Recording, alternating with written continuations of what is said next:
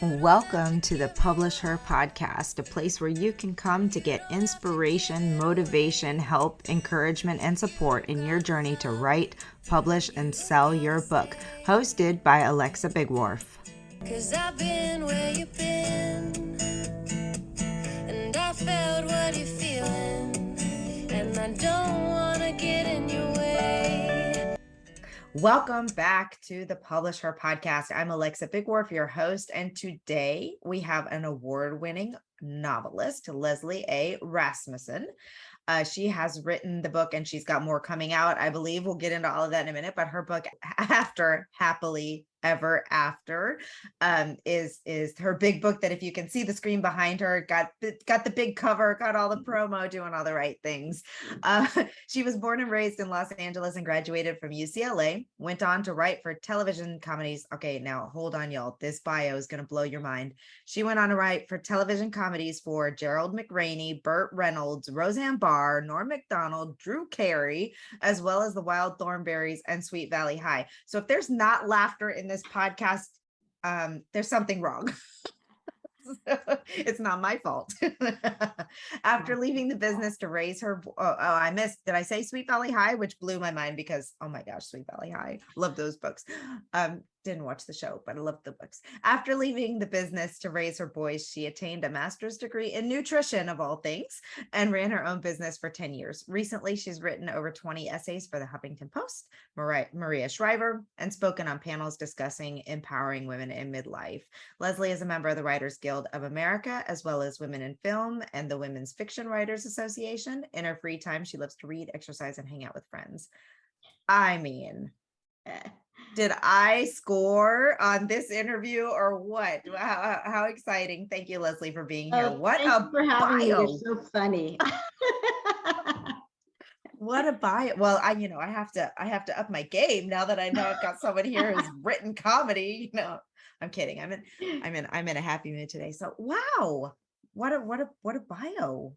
How did you wind up a romance? It's not a romance. And it's funny because sometimes people say, oh, from the cover, is it romance? I'm like, no, the only romance in it really, there's tiny pieces, but it's mostly that she is sort of falling in love with herself. So I love that romance. She's on a journey to find herself, and she's learning how to find her voice and fall in love with herself. Well, how did you go from, I guess it's not that really big of a leap. This kind of a silly question. Ask if you're a writer. We love to write. So is that what happened? You were writing and then decided I'm going to write a novel? Well, sort of. I had done television and I stopped to raise my kids, but I loved writing. I loved the dialogue, like more than anything. I just loved writing dialogue. And so after my second child was about 2, I stopped because the business changed and it was harder to get freelance scripts. And I didn't want to do those hours because they were like, passing the night, 1 o'clock in the morning, 2 o'clock in the morning.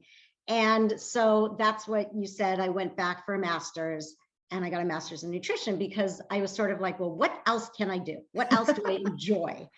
And I really did enjoy nutrition. I like eating healthy. I liked helping people at the time. I will say after 10 years of it, I was like, okay, I'm done with people. I want to go be in a room by myself because, people don't love to go on diets. And I can't imagine why. I can't imagine either. And I called it a lifestyle because it was, but you get people going, I just rode the sugar train all week long. And how come your plan's not working? Like, well, So I was like, okay, I am kind of done. But during the last 3 years, I started writing personal essays and using humor in these essays that were on Huffington Post. Like you said, a lot of them were on Huffington Post. Most of them were. And I found they were really fun to write. I would write about my husband, my kids, going off to summer camp or college. I'd write about my parents, and that fulfilled me.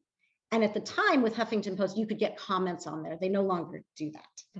And so I could see people relating to my articles and people laughing and saying, oh, I love this, or I don't, or whatever. And I liked that. That's what I got in television to some extent, even though you don't the internet wasn't big, so I didn't get people writing and liking or not liking my shows, which was probably a good thing. But so I started doing these essays, and then I closed my business and I thought, I really want to write something else. And I was going to write a screenplay. I started writing a television pilot, and little by little, I started going to these conferences where there would be a writer there and be talking about their book, whether it was nonfiction or fiction. And I thought, well, that sounds kind of like fun. And I started out thinking I was going to write nonfiction about women at this time of their life, their aging parents, everything. I was going to write nonfiction. And then it hit me, why am I writing nonfiction? I write fiction. and I want humor in it. Yeah. Even if there's, I call this humorous with heartbreaking moments. Oh, which is life. Way to create your own genre, but such a needed genre, because you're so right. And, I am actually writing my first novel right now. Well, I need to stop saying writing because it is well beyond writing. It's written, it's in the final editing stage of the book, but, and that's going to be actually our topic. So hang on with us, everybody, is how to start writing your novel, but we're getting there. But I chose to write rom-com because I wanted there to be, I like humor. I think we're always laughing. Laughter is like you just said, life is heartbreaking, but I almost hate being pigeonholed in romance or in rom-com, because what I really want is just a good story about friends and life and funny things and sad things and this romance that happens, but it's hard to, so I've been thinking a lot about that too, about how, so I'm glad you've created a new genre for us. I wish it was a new genre. Everybody wants to pigeonhole you. We're just going to make it. Like you just said, they want to say, this is romantic. This is, a comedy.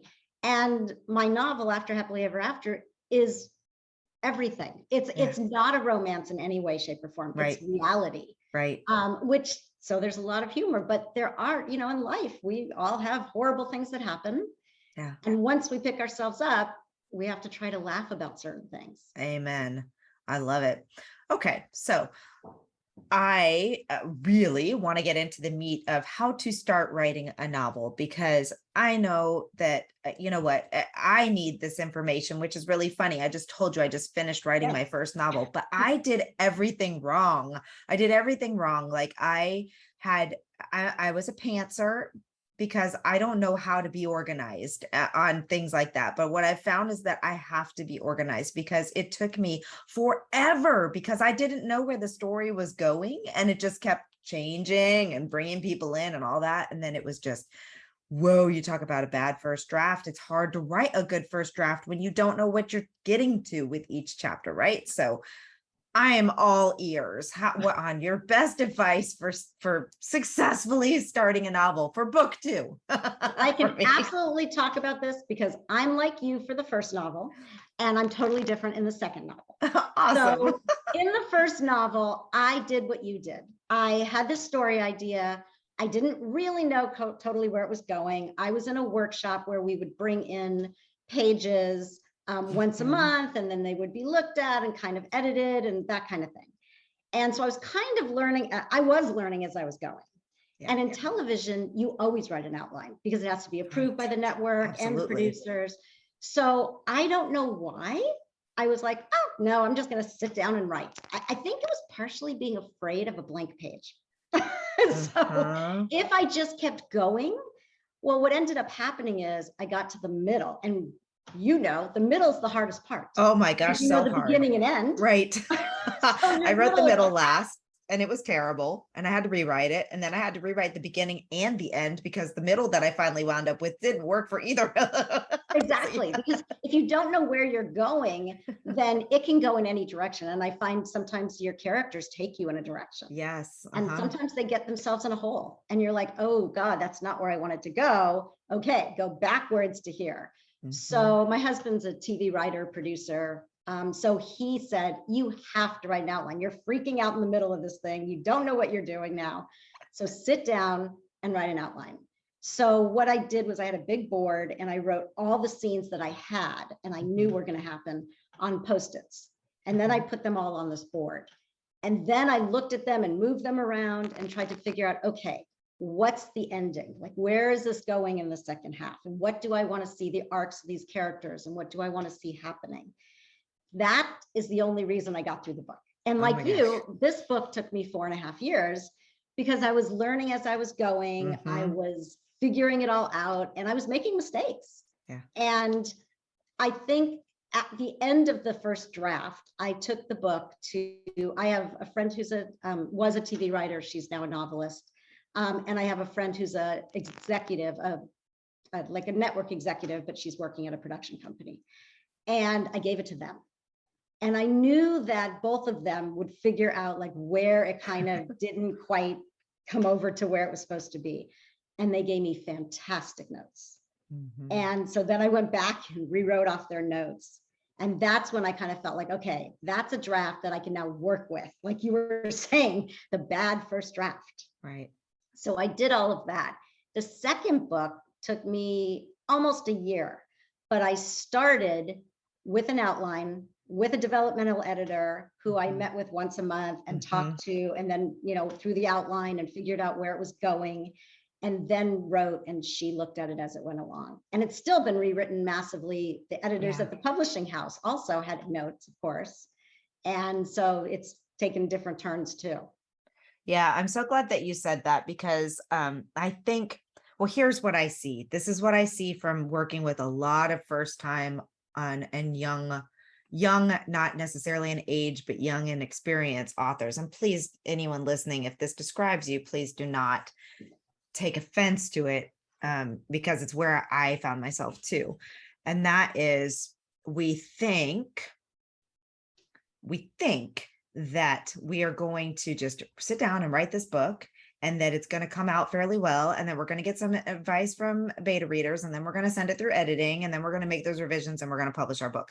And what actually happens is it's all over the place, all kinds of crazy. The first draft is nowhere near where it needs to be. You think you're going to publish 6 months after you finish your first draft, and it's actually 2 years because editing and revisions until you couldn't stand the book anymore came along. But where my point is that when we talk about different types of editors, like a lot of people don't even consider looking for their developmental editor until they've already written that first draft. And I worked with a writing coach through my first draft for accountability more than anything else, because every Friday I needed to get a chapter to her. And that is the only way that I finished the horrible draft.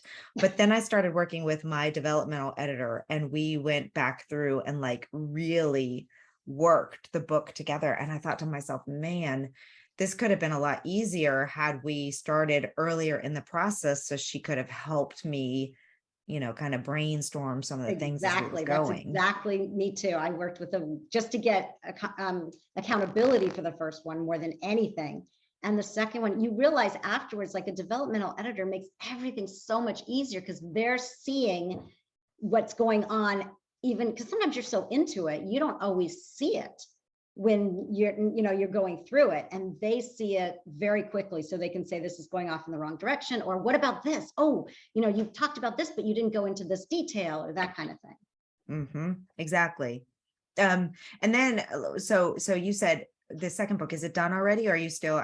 Second book is done. It's with the editors at the publishing house. Okay. And we've gone back and forth. So I think I just sent in edits, and I think it's going to be the last edit, but you never know for sure. You never know. And that's they don't give you a date for publication. And like you said, it's 18 months, and it depends on, when the book comes in and what the editing process is, everything.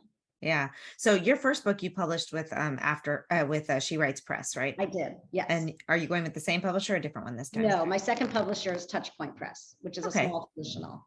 Very cool. So that's also the neat thing, that sometimes people worry, like if they indie publish or hybrid publish their first time, will they be able to traditionally publish? And you went that route.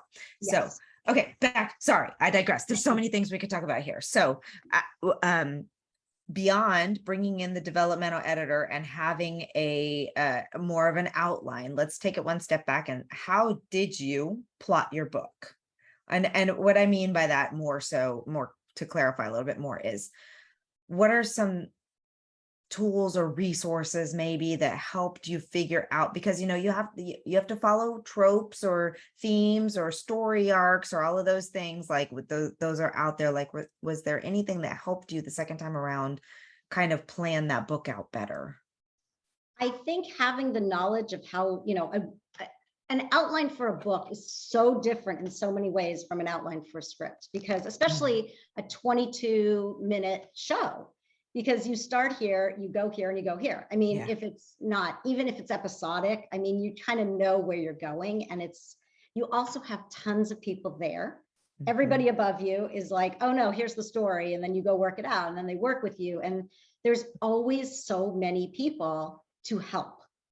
And as you know, writing a novel is very solitary. It's all on you. Now, I'm lucky because I have a husband who's really, really good writer. And so I can go to him also, and we'll just have conversations about working story ideas out, where I'll say, well, I have this story idea, and he'll listen to me, and we'll pitch off each other, which we always did in television too. But that's nice to have that. So helpful. Now, he's never written a novel, but he totally gets story because he's created shows, he's run shows. So he really gets story, and he understands arc better than anybody I know. So he'll say, well, what is each scene building to? You can't just have a scene where you think it's fun and funny and they're just doing stuff. It's supposed to make some kind of point in every scene. And even if it's a small point, you're sort of going towards the pinnacle to come down the other end. Right. So that was just, the outline itself was really helpful. The developmental editor was really helpful. Talking to a lot of authors was really helpful. Yes. And, they say you can do I'm not going to use the word because it's a curse word, but you can do a really bad first draft. The crappy first draft. Yes, exactly. Okay. You can do a really crappy first draft. And a lot of times you'll go back and you'll look at that crappy first draft and you'll be like, oh, it's not as bad as I thought. Like, you'll be like, okay, maybe the story I don't know, Leslie. My first draft's pretty bad. I went back and looked at the first chapter the other day, and I was like, good grief, it looks like a fifth grader wrote this. Oh, I do not believe that. I mean, I have imposter syndrome all the time. And I think, oh my God, I wrote a book and it won awards, and I'll still be like, oh, it must be horrible. Like, I don't know why I do that. We do it. I think creatives, not just writers, because I don't know if singer-songwriters are the same way, but I think creatives in general, like, we are so hard on ourselves. But it really, what's embarrassing to me, so I'm a nonfiction writer by training. Like, that was, I wrote very, very what's the word I'm looking for? Technical. I was a technical writer for professionally before I came into all this publishing and all of that. And I am a very matter of fact, just tell it like it is, just talk, and then I did this, and then she went here and she stood over there, and then this happened, and then the mom came into the room, and whatever. And so that's hard to look at it now, once I've now listened to and read tons and tons of other books in the genre, and realized like how you actually show, not tell, how that's the biggest thing, showing, it's so hard. Telling. And I know Jen was on your show and she talked about that too. Yes. But that's the thing, because in television, there's an actor there. Right. And you've got props and a scene. And yeah, you just said it. You're like, oh, they're walking the house, and you do a little stage directions, but you're not doing that. They're showing because they're acting it out. And I really found that was really hard. So what I started to do was I started to act out and read everything out loud. And I would put myself in that character's position, and I would say, whatever the dialogue was that I was reading, I would try to get in touch with my own feelings about it. So that way I could say, like, I might go, oh my gosh, and I tried to imagine myself acting those things out. And that helped a lot. Yeah. There's also the emotional thesaurus. Have you ever heard of that? Yes. In fact, I bought it. I have it. I've been reading through it. I have that book. Figure it out. but it will only get you so far though, because, Yes. like Lust, mine is a romance, it's closed door romance, but still I was like, okay, there's only so many ways that I can say Yep. my face flushed or my body Yes. heated up, or, Yes. I don't want to get too graphic with it because it's closed door, but and I'm like, And oh then my you go back gosh. and read it and you're like, oh my God, I wrote the same thing. Her heart beat fast, her heart beat fast. You have Right. to like look through all 100 of them and go, oh my times. It's God, I've like, done that how many times? exactly. So, but Yeah. yes, this has been a very useful, I'm Yes. actually holding it up because it was sitting right next to me, but a very useful tool. I'm trying to just think about different ways to phrase things. And it's funny because I actually just recently started doing what you just described, and that has helped as well. I actually like walked through my house acting out kind of what would be happening in this scene, walking through the room, like what would I notice, how would I stand, how would I, those types of Yep. things, and that helps too. But I tell you what, it's really hard to write descriptively about people. Like I like to do this movement, which you can't see me Yeah. if you're listening, but like your hands up and like the And then you have to what the heck, describe that. She threw her hands in the air. yeah, You and know, it's and then hard dropped them down quickly or whatever. Yes. yeah. It's really hard. And I also found that if you read your book out loud, you also find the typos. Yes, you Because do. otherwise you will just kind of, you know what the word's supposed to say. And sometimes, like there or lots of words that you'll just miss. Yes, exactly. And so you mentioned going to your writing critique sessions, and I've been not going as often as I would like to, but I really do try to get down to, because it's so, that I think is fundamentally just a key element for new writers is going and listening to other people read their writing and hearing what other often more seasoned writers have, but also getting that feedback on your own book and reading it aloud. And I just read for the first time in over a year, and it was the first time I actually read one of my fiction pieces. And at the end of it, one of the guys in our group was like, so do you feel like an idiot now? And he's this is, you have to understand his personality. And I was like, why, yes, I do. And he was like, so do we all. That's how we all feel when we read it out loud and we're like, oh crap, I missed that, or oh my gosh, or this is awkward, or whatever. He's like, you are now part of the group, or whatever. It's so true. That's funny.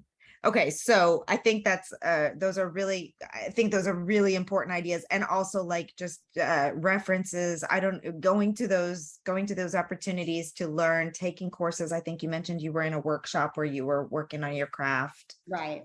Any And other? I didn't take classes like to learn how to write, because I kind of felt like I was there. Right, And you were going already a writer. underneath the essays, because the essays that I wrote were all first person, me talking, and tried to be humorous. I hope they are. And so when I got to this first book, I did it in first person.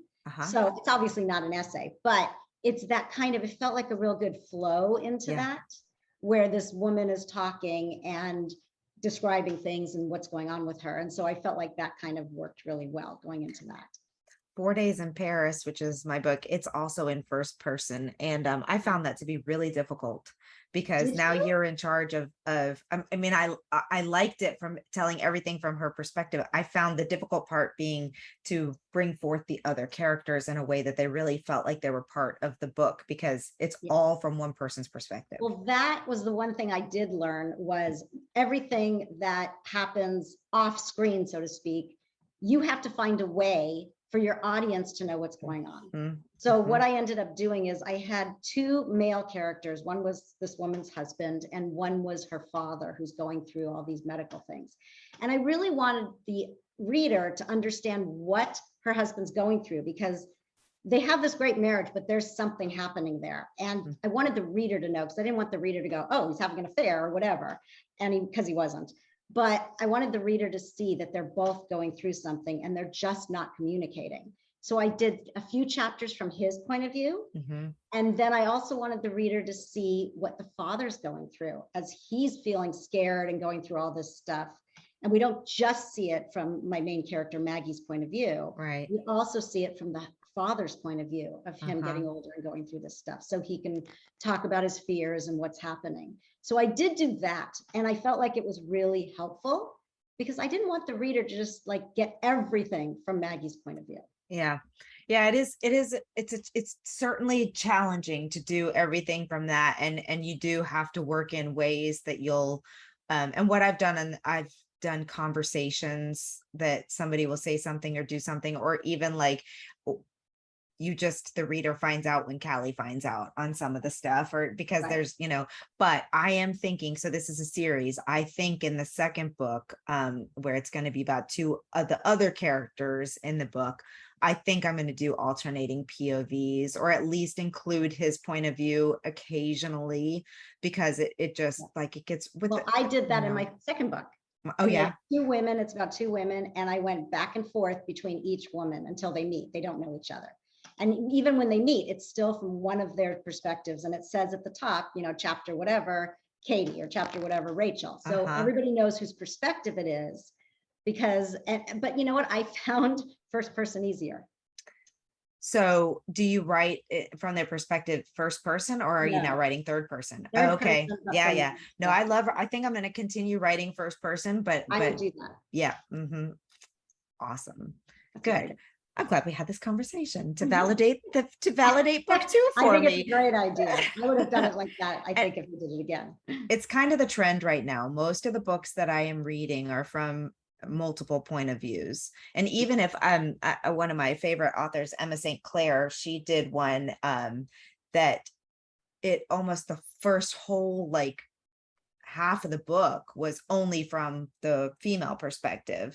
And then come the second half, she started adding in a few chapters here and there to get the male perspective, which I thought was really good too, because that kind of keeps you, if you want to have that first person main character, but then it's like, okay, at some point in time, we have to understand what's going on with this guy. Right. And with writing, things change all the time. I mean, like perspective, I mean, like whether or not you can do this or do that. When I wrote this first book, I wanted to do these other perspectives.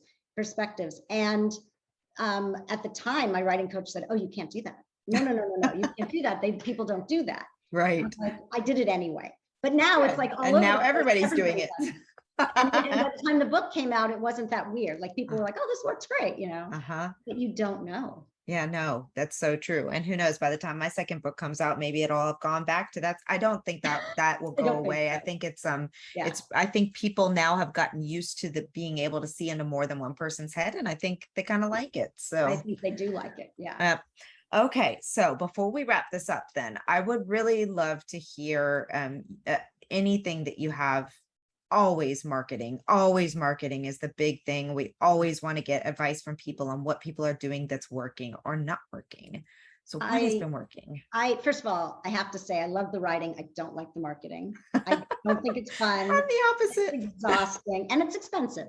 It is. It is. And that's something that I think people need to hear and understand, that you have to invest money in marketing. You have to, because there's billions of books out there. And if you don't, nobody's going to know your book is there. It doesn't mean it's not fantastic, but they won't even know it exists. So you have to market, and you have to do, some kind of PR or whatever. I would say, first of all, join Facebook groups for writing, or if you have a specific genre, because these people talk all the time and you can ask any question. They will answer it, or you can search on their Facebook page and get the answer to questions that, if you're new to writing, there's so many things I had no clue. And I've learned so much before my second book. So I would say that's really important. And to find your community, because authors, when I was in television, it was pretty cutthroat, I have to say. It was not this, oh, I want everybody to do well. The authors I've met, and I've met a lot, are incredibly generous, and they will help you and they will promote you. And if you're on a podcast, they'll put it out there and share it with their people. So I would say start following authors on Instagram, Facebook, wherever you're on, and really pay attention to what they're saying and comment. So they start to see your name, because I got good blurbs for my first book, but my second book, I got a lot of really great blurbs from authors that I had just been talking to during my first book. Yeah. And so that's a really great way to get blurbs too, is if you come out of nowhere, they're going to be like, I don't know you. I don't have any relationship with you. Yeah. But if you're talking to them and, enjoying the writing and just sharing their stuff, you read their book, you share it. They see all that and they will be generous in return. I couldn't agree more. And I really hope that people would consider the Women in Publishing Summit as a great place to find their community. Although I do, and we do when in our groups and our trainings and all that kind of stuff. I mean, that's a big focus, is making those connections with authors, finding the group of people that you can, and we had one author actually who said that she did really well with her first book. It sold 2,000 copies in the first 100 days, which I thought was really great for an indie author, and really great for lots of authors actually. And she attributed that largely to the fact that in one of our sessions, she'd heard us say, find friends in the same genre, join those folks, and they started doing cross blogging and cross newsletter opportunities. And she really attributes a lot of her sales to come from all those newsletter swaps and all of that cross promo with that author, in those authors in her genre. That's the key. Like it has to be people with similar audiences. I mean, it's great to get support from all authors anytime, but it really helps you when it's from other of the same genre. Exactly.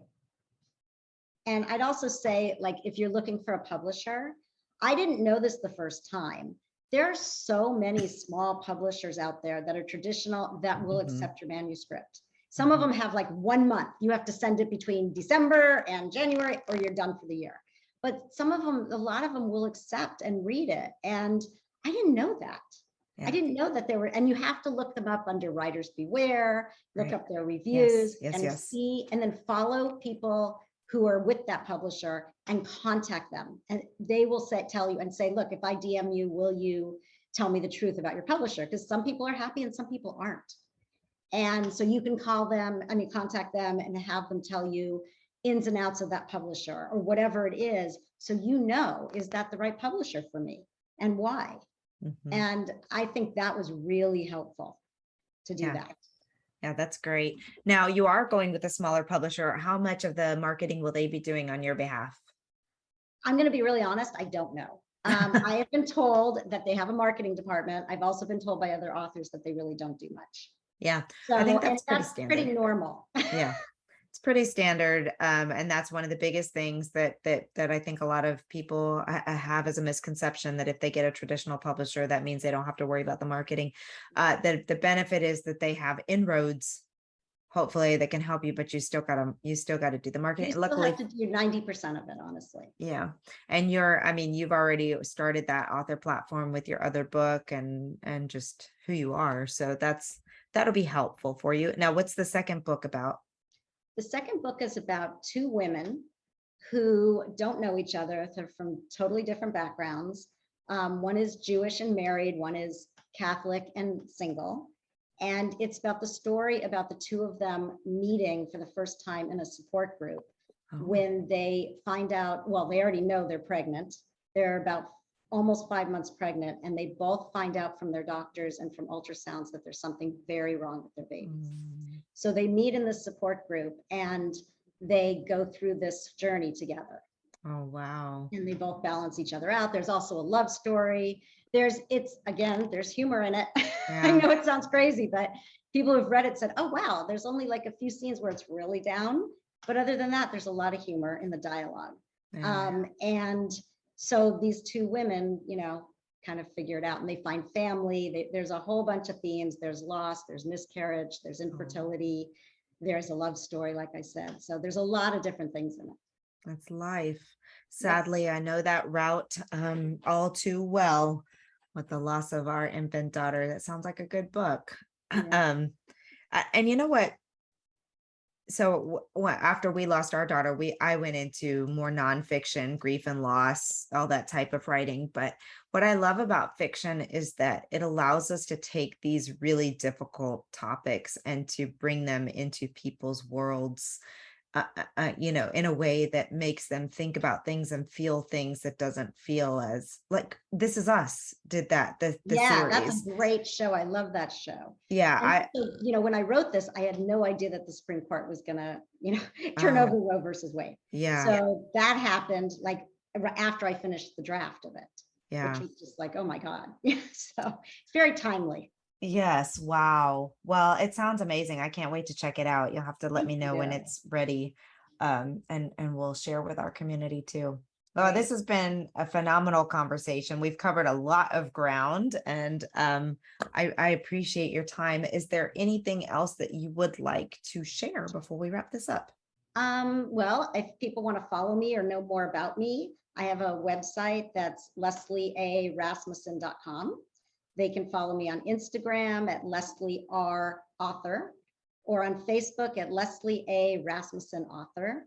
And if I go to book clubs all the time, if anybody has a book club and their book club's read the book, I will go or Zoom in. I'm in Los Angeles, so it just depends on where it is. Right. But I do that all the time, and that's really fun. I love talking to readers. I'm looking you up on Instagram right now. But let me tell you that all of this content will be in the show notes. So if you were driving or doing something and can't get this stuff, followed you by my pen name, which is Lexi Haddock. So that's Okay, me when you thank see you that. for telling me. Yes. And so, yes, all of this will be in the show notes. I can't Instagram and talk at the same time. Put down your phone. But I loved this conversation. Absolutely loved it. And thank you for your time. Great. Oh, thank you so much for having me. It's been really fun. All right. Have a good one. You don't have to give me your heart. You don't have to give it away. You don't Thank you for joining us on the Publish Her Podcast. We hope to see you back for the next episode. Great, huge thanks goes to Jasmine Commerce for the use of her song. You can find Jasmine on SoundCloud. Go check out all of her music. We'll see you next time.